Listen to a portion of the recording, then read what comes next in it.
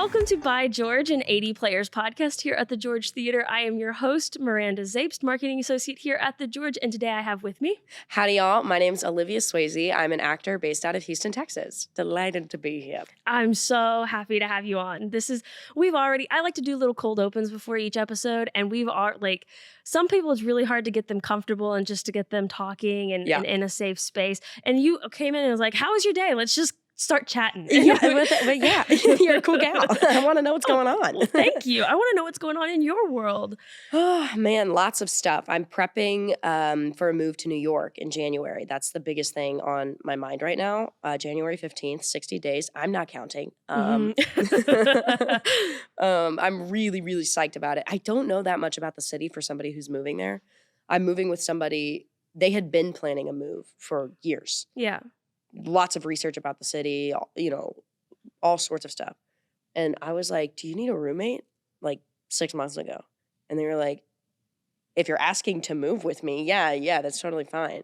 And I was like, cool, okay, see you there, and I've done little to no preparation beyond that, But I'm getting really excited about it. I think it's going to be a great opportunity. I've lived in Houston my whole life, went to school here, same house my whole life, same church my whole life, same school my whole life. Yeah. So, I'm ready for a change. I'm ready for something different. That makes sense. Yeah. But that's and then, A Texas Carol is taking up my holiday time, but I love it. Yeah. Actually, during rehearsal the other day, this is my second year doing A Texas Carol. And during rehearsal the other day, I opened up my original script from last year, and I had written a note that was from the first day of rehearsal. And it was like, today, Kevin, our director, he asked us to think about traditions that we have in our families during Christmas time. What are our best and worst Christmas memories? And just what are some things that are a part of every holiday season for you? Yeah. And I wrote down in the margins, I'm really feeling like this group of people and this play and the warmth that exists within the 80 players, not just within the company, but within the building. I think that this is going to be woven into my Christmas tapestry. I expect this to be something that's really part of my holiday season. Yeah. And by George, I was right. See, you're on it. You get it. No, it's so for anybody who doesn't know, Olivia Swasey, you just said you were in A Texas Carol last year. That's what we're going to be talking about today, getting into the nitty-gritty of what it was like then, what it's like now. Yeah. We'll get into holiday traditions and what's coming up in the future. Yeah. But first I want to ask you, so you're going to New York. I mean, I want to go, we're jumping around here. Yeah, jump away. It. But going to New York, so it's on a whim. Do you have any plan for when you get there? Because I know that you're also a voice actor. I am. Yeah. Yeah, so I do a fair amount of voiceover work, primarily anime, though I'd love to break into the commercial scene. That'd be fantastic. Mm-hmm. But I'm a little bit nervous about that because voice acting has become a niche of the industry, not a niche, a corner of the industry, I suppose. It's bigger than a corner. It's a whole room, for sure. Maybe even a house, a single family home, no doubt. Become something that I've really begun to enjoy artistically. And also my dad's a voice actor and he's been doing it for 20 plus years. Oh, so, wow. It's something special that we share together. And I really have come to appreciate it as an artistic form of expression and all of these things. And what anime means to a lot of people, because growing up, I did not understand that. Yeah. I do now. And I'm nervous because Texas, believe it or not, produces more English dubbed anime than anywhere else in the world. Houston and Dallas are, the big hubs, Crunchyroll in Dallas. Oh, I Sentai did not Filmworks know here. that. Wow. Yeah. It's what? Yeah. How could that be true? This is Texas. But this is Texas, baby, Go big or go home. Yeah, that's the whole thing. Yeah. And so moving to New York, where I don't have nearly as much of a foothold as I do here in Houston, I'm a little nervous about still having that be as big a portion of my artistic career as it is down here. I see. I'm nervous about it. I know voice actors in New York, and they have careers and all of these things. Yeah. And for a time, they recorded Pokemon in New York. Now it's back in LA. But I'm a little nervous about keeping the voice acting under the belt. I'll do what I can. I'll hack away where I can. But I know that this is definitely an epicenter for at least anime dubbing, which is my favorite type of voiceover and my only type of voiceover right now. Yeah. But my plan when I get up there, I think, is I'd really like to take classes. I would rather, pardon me, but I'd rather get hit by a bus than go to grad school. That just really does not seem like something I want to do. School is lots of fun and I really enjoy learning, but I don't want to go back to school, at least not right now. So Makes I'm kind of sense. thinking of New York as like a pseudo grad school sort of Oh, moment yeah. Okay. where I can go take classes and just like learn about the human experience, do a Mhm. little bit of like reinventation. Yeah. And yeah, I want to learn what kind of actor I am. You know, I think I'm a very opportunistic artist right now, especially here in Houston, which is great. You know, that's a great quality to have as a professional. But I would also like to learn about like what kind of art makes my soul, you know, burn. Yeah. Like what Yeah. kind of art makes me excited and stuff like that. And I think that New York is going to be a place where I will be able to do just that. And so that's kind of my goal there. Again, the deciding to do this like 6 months ago, I've No, of really course. not fleshed Yeah. out all the details as much as I should But that's have. okay. You know, God sometimes pulls us in directions, You know, he sure does. and he always provides once we get there. Yeah, I I'm excited. yeah, I'm excited for you. That Thank sounds you. incredible. Thank you. I'll take all the support I can get, man. No, of course. Let's get into A Texas Carol. Please. So tell me what it was like coming in to 80 Players last year and becoming a part of this little family. Yeah, so the 80 Players is a really special place to me for a variety of reasons, a myriad of reasons even. Partly because I did my first show here when I was in 4th grade. They did Anne of Avonlea, which is the sequel to Anne of Green Gables.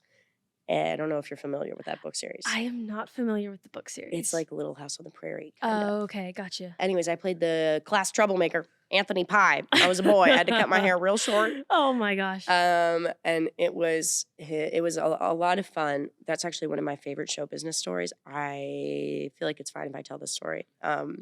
Please do. Okay. There was this there were a bunch of kids in the cast. The Anne of Green Gables is a school teacher. Lots of kids in the cast that she was teaching. Yeah. And this one little boy, we were doing a show. Like we were in the middle of a show, and this one little boy, he was about to go on stage, and he was like, "I have to use the bathroom." And we were like, the SM was like, "Well, just hold it. Like you're about to go on stage. Just hold it. You're an adult, but you're a kid. You know, like be an adult. You know what I mean? Just hold it. Be professional. Yeah." He did not. No. He peed on stage, and like he fully peed on stage, and they had to mop it up during intermission. And I just remember being like, "Wow, that's crazy." Some kids, some kids, man. I can't imagine that unprofessionalism up there. Come on, I would have just held it. I would have just held it, right? But yeah, I like have a vivid memory of that happening. Poor kid. Actually, it's the poor stagehands. No, who had to mop clean that up after. Nope, yep. So a memorable experience, my first interaction with 80 Players for sure. But it's also really a special place to me because my mom is a stage manager. And she used to stage manage in Houston back in the 90s and early 2000s. And she used to wear high-heeled combat boots and smoke cigarettes. And she was very, very cool. Yeah. And she has bright red hair. Oh, love it. Yeah, I'm not sure if you're putting together a mental picture of who this woman is. Her name is Dina. Oh, you know what I mean? Yeah. Got it. And image fully together now. Absolutely, right? And she used to stage manage at the 80 Players. It was like where she really started her stage management career here in Houston. And so when I came to audition for I just have always known a lot of people at the 80 Players. When my family would go see shows there, it would be really special because my mom would be like, "What's good?" Like, you know, to everyone there. Yeah. And I would be like, "She's a celebrity. It's no big deal," you know. And so like even just coming to audition and like seeing people that like Marion, you know, worked with my mom. Like that's crazy. Patty worked with my mom, you know, like just like wild stuff. And so like getting to be surrounded by people who like appreciated like who I am and like where I came from, and you know had a lot of great things to say about my mom. Made me feel special, you know, like it made me feel really well loved and supported. And of course, you know, I think it's a great company regardless, but you know there was a legacy that I felt coming into this place, and I was excited to be able to like uphold it in whatever way I could. And I remember like preparing for the audition for A Texas Carol like in a way that I had not prepared for other auditions because I was just like, I have to get this. Like, this seems like such a cool character right up my alley. Yeah. And, you know, like, how special would that be for my mom to be able to come and see me perform at the theater that gave her start? Yeah. You know? And it was just a really cool opportunity. And then sure enough, I ended up booking it. it's just been really special. And I have this like distinct memory of coming in to the first couple of rehearsals last year, and like the energy was so great, the cast was so warm, the artistic team was so receptive and supportive, and all of these things. And I was just like, something feels different here. Like there's something different here than there is at other theaters. Mm-hmm. And at the time, I had just graduated college, and I was kind of like, no, I'm going to sleep in on Sunday mornings, Mom. Like, please, like, please, But like, I was like, man, there's something different here. Like, what's going on? Like, why do I feel like there's a different energy when I walk in this building? And like, girl, obviously it was the spirit. Like, hello, you know what I mean? Like, obviously. And I knew that, like, without even knowing that I knew it, it just became so like apparent and obvious to me, like, as soon as I started rehearsals here. And I don't know, it made my Christmas really special. I felt like it entertained like Houston in a way that like I hadn't entertained Houston before. Yeah. And that was really special. And obviously the show is like such a warm amalgamation of like family dynamics and forgiveness and hope and all of these wonderful concepts that, are just emphasized around the holidays. I don't know. It made me feel like I was participating in something greater than myself. Yeah. And I hadn't felt that in a lot of the professional productions that I had been a part of before, So I was really grateful, and I felt very smiley. That was how I felt when we first started rehearsals last year, for sure. It was awesome. That's amazing. Yeah, it was special. I did not know any of that you had been in a performance at 80 Players in 4th grade. And then your mom was a stage manager. You say your dad is a voice actor. You come from such a creative family. Yeah, you should hear the way we fight at home, man. It's insane. It's insane. One time we had a friend over, like we're hosting dinner. And we were just, my family has a specific way that we speak to each other and that we operate just like every family does. Mm-hmm. And this woman was like, I love watching you guys talk to each other. It's like watching a sitcom. And we were like, what? Like, what? Oh my gosh. Are you insulting us right now? Like, that's a crazy thing to say. You know what I mean? I mean, we laughed. Like, no, of course. Because what else could you do in that situation? We're hosting dinner. What, are we going to ruin dinner? No. But yeah, man, it's crazy. My brother is a marine biologist, but he did theater all the way through high school. Okay. And my sister also did the, what's it called? The 80 Players, like the kids.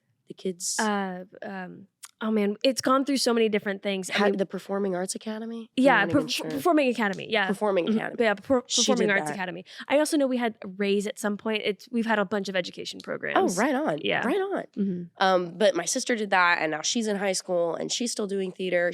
My mom just called me before I came. She's doing thespian convention right now. Oh, okay. She just won like first place in some like duet scene she did from Beetlejuice. I know, like it's super cool. But man, like when we fight, like it's nuts. Oh, I'm sure it's dramatic. It's nuts, but the jokes are great. I can't jokes imagine. Are through the roof. Well, I love that you say sitcom. I mean, I wouldn't have taken that as an insult by any means. I go around in my day-to-day life and be like, no, I am living a sitcom. This is episode 3 of season 4. Exactly. Yeah. No.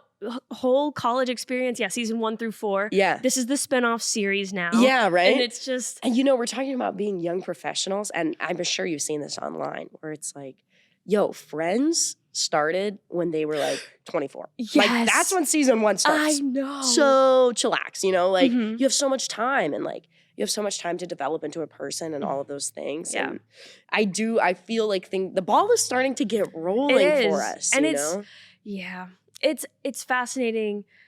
I think of that, and I try and remind my friends that all of the time, and I have to remind myself that too, that they were 24. I'm not even 23 yet. Yeah. And they were 24 when they started, and let me tell you, like, they still had a lot of growing to do. Boy, did they. Yeah. Boy, did they. But talking about young performers and things like that, so in A Texas Carol, you get to really work closely with one of our previous fall interns, Ian Gallagher. Yeah. What was that experience like? Because you guys played cousins in the show, and so you guys have very different dynamics and butt heads through most of it. What's that like on and off stage? Ian's the worst. We don't get along at all. Not even a little bit. No, that's not true. No, Ian and I I think we're pretty close, especially this year now that we've come back. I actually went to school with Ian at U of H, University of Houston. We were in the same ensemble for a little bit, and then COVID kind of like threw our tracks off a bit. But we went to school together for like 3 or 4 years. You know what I mean? 4 years. 4 years, Olivia. You graduated with a 4-year degree. What? There was like a gap year I hear him talk about. Yeah, something happened that might have like thrown things off track and not counted as a real academic year. It's fine. Anyway, so I've known him for a while. And we like, we knew each other. Like we were cool with one another, but we weren't super close in school. And then, I remember seeing him here for this audition. And I knew obviously who he was auditioning for. And I was like, dude, he would rock that part. He would do so well. Like he would nail that. Like, I hope he gets it. Like that would be great. And sure enough, he did get it. And I think he like texted me like, are you going to a Texas Carol? I was like, yes, are you? Wow, so great. So we really had a lot of fun last year. He's great. Working with him is a lot of fun. He is always like trying new stuff, which I think is really cool, especially this year, like because we're more comfortable with the text. Like we've been trying a lot of new stuff out, and it's a lot of fun to play with him on stage. I feel like very comfortable and very safe playing with him on stage, and he's always like super honest. Like there's one part where I like smack him or something, and I was like, I'm sorry, I smacked you a little bit harder than normal. And I kind of was like whispering during the run, like, I'm sorry, was that okay? He was like, no, you have rings on. Please don't do that again. And I was like, sorry, my bad. I'm so sorry, but I appreciate it, like, no, of course. Honesty is everything, and he's a great guy. And actually this year we've become significantly closer because he has become the DM for my very first D&D campaign. And it's going superbly and I'm having a fantastic time and we're due to play this weekend. It's been incredible. It's been so amazing. Wonderful. Yeah, so we'll have rehearsals on Sunday, and then we'll go over to his apartment, and I'll make a bowl of ramen, and we'll play a little bit of D&D, and it's so much fun. But yeah, he's really super creative, and I think he thinks a lot. I think he's a very pensive kind of guy. He thinks a lot more than I do. Definitely thinks before he speaks. And I appreciate that in a big way. I've never told him that before. I probably should. Well, there you have your chance. Ian, I appreciate it that you use that noggin of yours. Big brain. Yeah. And especially being the 2 youngest people in the cast, like we'll go walk over to CVS together, grab snacks or whatever like that. It's a lot of fun. He's a great guy. And I feel like we've really become much better friends because of this process, and that feels very special to me. Yeah. So it's been really cool getting to work with him again. And when we came back to do the second round of A Texas Carol, I was like, I'm sure he's doing it again. I'm sure. But what if he's not? Like, what am I gonna do? Yeah. Like, oh my gosh, I really hope he is. But I didn't want to text him because if he wasn't, I was like, I don't want to bring it up. Yeah, you don't want to make him feel bad. Or yeah, anything. Right. Fortunately, we did see each other on the first day of rehearsal and everything was cool. We were like, oh, right on. You dab each other up. Yeah, exactly, man. Exactly. It's great to have another like young person around in rehearsals. Like the other day, they're going on and on about this Pace salsa commercial. The adults in the room. No, I got that much, but yes. They're going on and on about this Pace salsa commercial. And there's these cowboys are all sitting around a campfire eating chips. And this new cowboy comes up. He's like, I got this salsa. Think it'd go good with the chips or something like that. And they're like, where's it from? And he's like, New York City. And they're like, New York City? And then it pans to one cowboy and he's like, get a rope, kill the cowboy that brought it from New York. Whoa. And they're like cracking up. Oh, it's so funny. Oh my goodness. Ha ha ha ha ha. And Ian and I are like, what the heck is that? Like, we've never seen that commercial. They were like, you've never seen the commercial? Oh my gosh. It came out in 1993. So obviously, no, we were not alive. We did not see the commercial. We were not even concepts in our parents' My parents hadn't even married. You know what I mean? Oh my gosh. They had started dating. Yeah, it's so nice to have somebody that's your age around. I don't know if we had hit record on the podcast yet, but we were talking about, having the interns around. Yeah. I'm a recent graduate, and having the interns, they're also recent graduates, and then that power or that just dynamic of working together. It is nice. There's community there. Yeah. And I'm glad that A Texas Carol offers that, because I know there's a lot of other shows that we don't put on a lot of shows currently. We have plays in the future and musicals in the future where we want to have children come back, and we're going to bring back our summer camps and all of these other things. But currently it's just we're working towards that goal. Yeah. But to have these small moments when you get to work with people your age and feel that acceptance and feel that community it's just wonderful. Yeah, it's a really special thing. It's a really, really special thing. What's it like coming back around this time? I've talked to Kevin Dean about rehearsals. Yeah. I was going to say, have you heard the episode? I'm literally still editing it. We talked about it. No, I haven't heard it yet. But he was telling me about, because everybody's coming back except for two actors, the one who plays Greta and the one who plays Eric, Elizabeth Black and Dan Geist. Everybody's is returning, and all of the challenges or the simplicities that come along with that. He genuinely said that, I don't know what we're going to be doing for rehearsals this next week. Said the same thing to us. Yeah. We were like, give us the night off. Yeah. So I want to know from your perspective as a performer, I mean, what's it like been coming back to the script? Yeah, well, I was, so that month I was in Europe, I came back and then 3 days later we started rehearsals. So I didn't do that much like preparation and reviewing. Yeah. Before I came back, I had my head in a bowl of pasta, you know what I mean? I was busy. I wish I had my head in a bowl of pasta. You know? Yeah, there's still time. There's still time. I don't have $600. Oh man, I catch a boat. Yeah, okay. You can find a way. Hop on a boat. Yeah. Gotcha. So I didn't do all that much preparation coming back. Please don't tell Kevin that. Kevin, don't listen to this episode. Please don't. No, it's fine. But when we came back and we read through the first night of rehearsal, I was like, oh my goodness, these words feel good. It's like putting the warm blanket back on. Like I miss this. I remember how this goes. It's good to hear everyone's voices doing the things that they're supposed to do again. And when I found out that Elizabeth Marshall Black was joining the cast, EMB, if you will, I was super excited because I had seen her perform many, many times. She's like, Houston royalty, dude. Like, she's incredible. Like, she's incredible. But I was super excited that she was joining the cast because I had seen her perform many, many times. And I was really curious because I really enjoyed getting to work with the actress that played Greta last year. And, I was like, oh, man, like, I wish we were all coming back. But I'm excited that there's new folks that I'll get to work with. And the show will have a bit of a different flavor, a little bit of a different spice to it. That'll be interesting. I have not had that experience before. So that'll be something that to add to the bag of tricks, that'll be great. Plus, like, oh my gosh, the chance to work with a legend would be awesome, Like, I also, I hadn't really gotten to know her in our, professional interactions, which had been few and far between. So I was excited for the chance to just get to know her as well. I look up to her a lot as an actress. I think she's really talented and all sorts of stuff.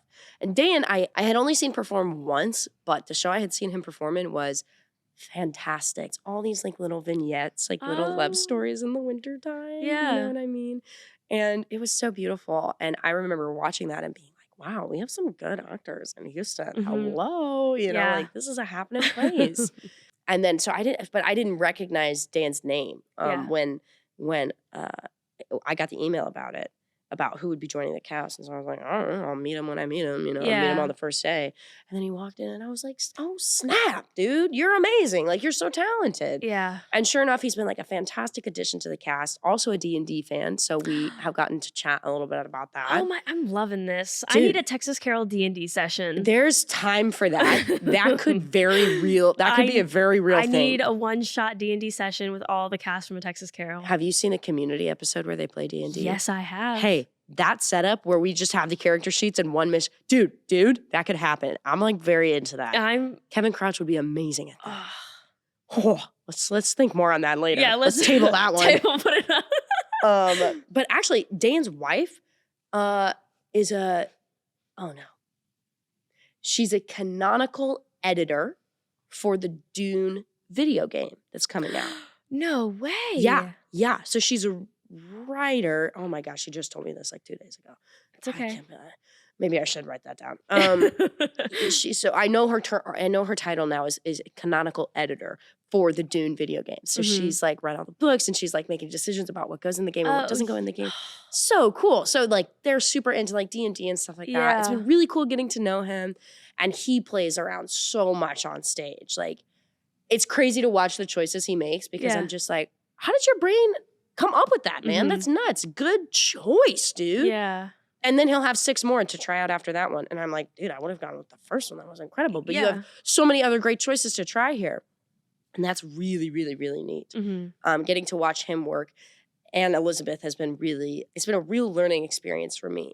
They've been incredibly adaptive, quick, professional, are all of the things. They came in practically off book, you know what I mean? Which I can imagine is intimidating. The rest of the cast was practically off book. It turns out we were all still pretty memorized from last year, even knew our blocking still, you know? Yeah. So, I mean, coming into an environment like that, like I developed a lot of respect for them, more than I already had, because I was just like, you guys picked this up so quick. No one's going to know that you guys didn't do the show last year. You know what I Yeah. mean? Like you've just like become really woven into the fabric of the cast in a really seamless and delightful way. And I laugh a lot. Like it's so much fun to work with them, you know.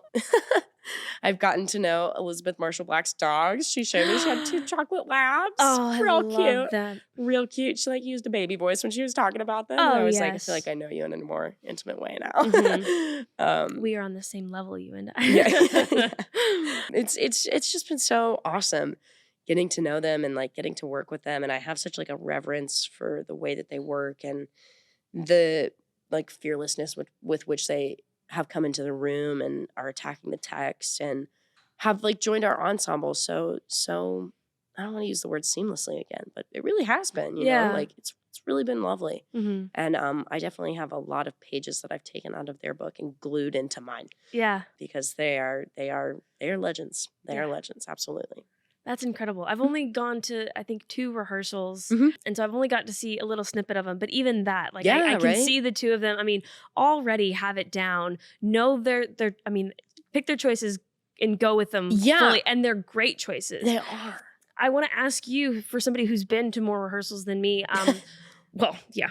I've been to all of them. I hope so. Listen, I wasn't going to assume. Yeah, that's fair. But if you could give some reassurance to audiences who came last year and are maybe a bit hesitant about coming this year because it's the same show, what would advice or what would you say to those? I would say that things are different this year. I was curious about that myself when we started again. I was like, how different will it really be, right? Same show, second year. But it is different. First of all, having 2 new cast members, they're different characters. I mean, you know, obviously, like, same words are coming out of their mouth. Like, same attitudes are communicated throughout the character arcs within the story. Like, all these things. But they're different characters. Like, they speak, like, they have different tones.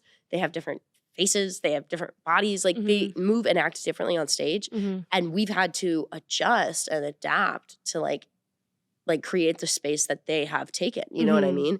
And it's been really cool. And there's a lot of physicality that's happening on stage that wasn't happening last year.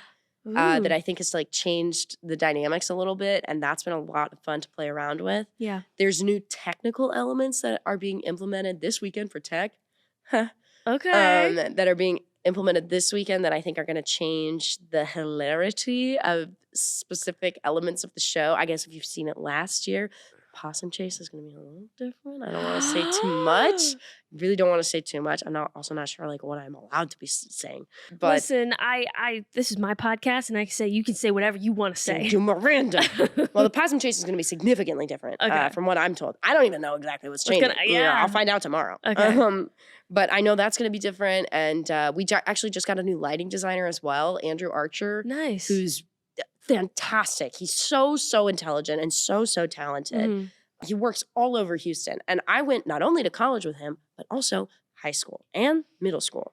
Yeah, crazy, right? What a small, you keep saying things and the world just keeps getting smaller and smaller. You're telling me, man. Man. You're telling me I got to get to somebody's on the right path is all I can say. I hope so. I hope it's me. I'm wearing my walking shoes, you know. I hope I'm on the right path.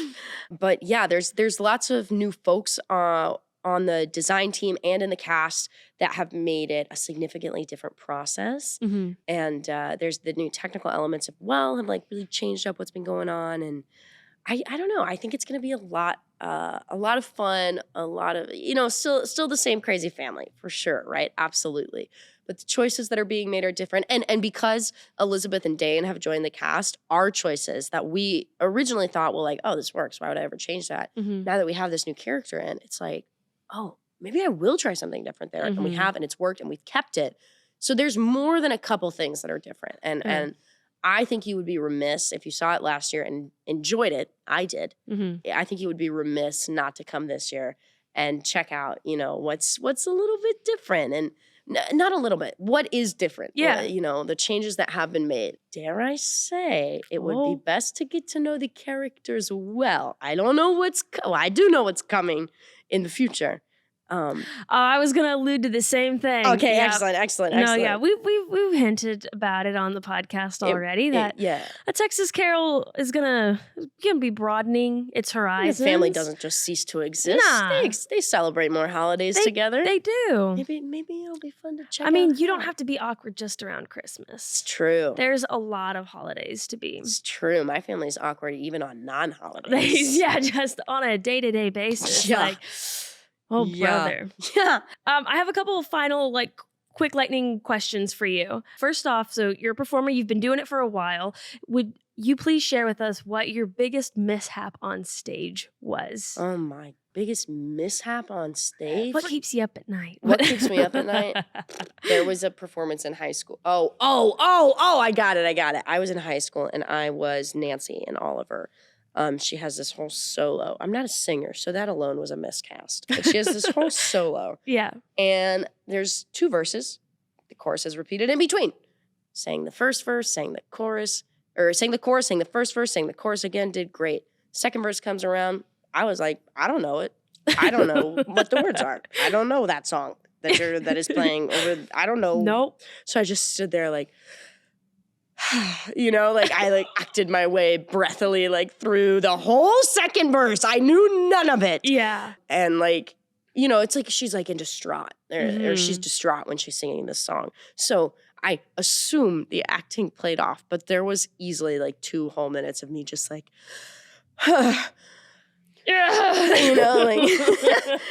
was upsetting for me. That was upsetting. I came off stage and I was like, does anyone have a script?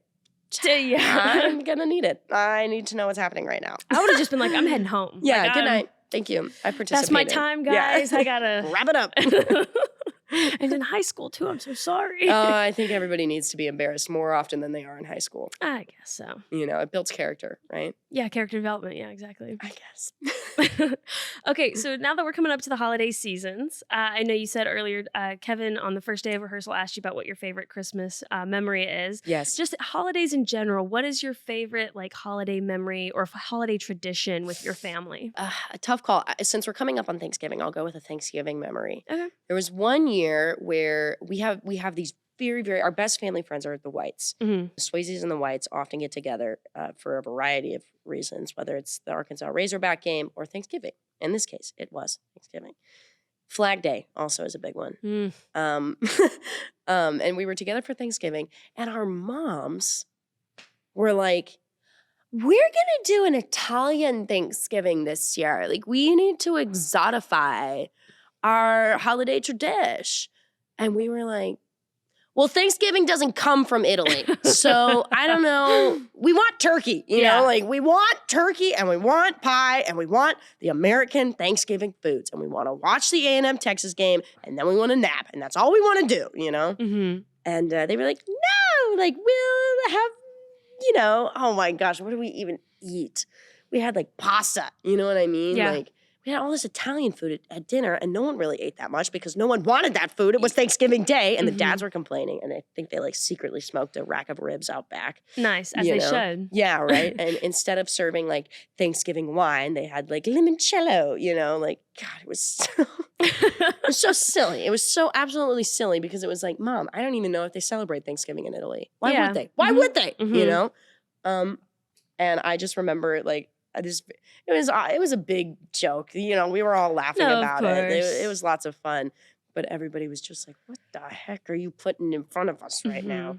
Much like Ginny with her health superfoods that she brings on during the show. Imagining the Italian food did not make it a tradition in your No, household. it did not make it a tradition. It is a joke. A long heralded joke. Yeah. Silly. All right, my final question for you. I'm going to do a bit of shameless promotion here for the George Theater.